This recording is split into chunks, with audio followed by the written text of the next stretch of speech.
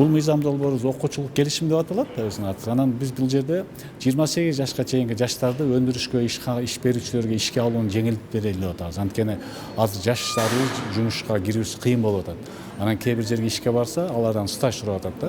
Эгер ошол жумуш берүүчүлөр жумушка алса, алар салыктан бошотулуп, аларга алганга жеңилдик берип кызыктырып атабыз да. Ошондо биздин мисалы үчүн бир ишканада 100 адам иштесе, 15 ошондой жаштарды ишке алат да, алар салыктан бошотулат да, 1 жыл ичинде айлык төлөп бергенде. Ошол ишкана бошотулсын деп атасыздар. Ишканада жок, ошол адам үчүн дагы ишкана төлөбөйт да. Алар 1 жыл үйрөнүп алгандан кийин, анан эгер жакшы иштеп келсе, өздөрүнө кадимкидей жумушка алат да, салыктан, соцфондун төлөп иштете берет.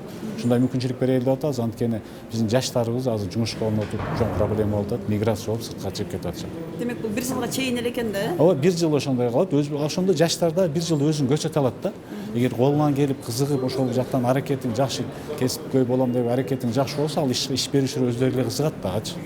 Анан мына кесиптешиңиз депутат Айсулуу Турусбековдун айтып атпайбы, мында коррупциялык лазейка болуп калышы мүмкүн. Коррупциялык лазейка болбош үчүн биз ошону 1 жылда дедик. Анан кийин экинчиси 15%-тен ашпайт.